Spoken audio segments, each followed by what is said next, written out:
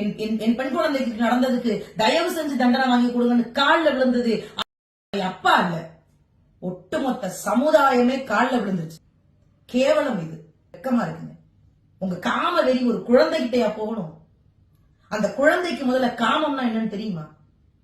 என்னன்னே தெரியாத ஒரு குழந்தைகிட்ட வெக்கமே இல்லாம ஒரு உங்களுடைய காமத்தை திணிச்சிருக்கீங்களே. இப்படியே ஒரு புறம் ஸ்பெயின் நாட்டை சேர்ந்த சகோதரி பெர்னாண்டா 63 நாடுகளுக்கு இருசக்கர வாகனத்துல பயணப்பட்டவங்க நம்முடைய இந்தியாவுக்கு வரும்போது 7 பேரால கூட்டு பலாத்காரம் செய்யப்பட்டிருக்காங்க. நாங்கள் வெளிநாடுகளுக்கு போய் எங்களுடைய தேசத்தை பத்தி பெருமையா பேசுறோமே, இனிமே இந்த முகத்தை வச்சுட்டு பெருமையா பேச முடியும்?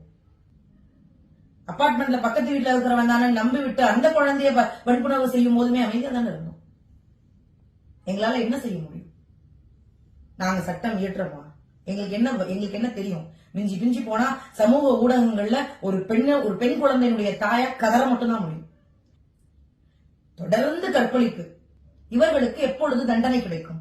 நிறைய பேரு கமெண்ட்ல சொல்லிட்டே இருப்பாங்க, அவர்களுக்கு மரண தண்டனை கொடுங்க கொடுங்க கொடுங்க. எப்பொழுது இந்த சட்டம் அது இயற்றும்? சட்டம் ஒரு இருட்டறைன்னு சொன்னது உண்மையாவே போயிருமோங்கிற பயம் எல்லா பெண்களுக்குமே வந்துருச்சு.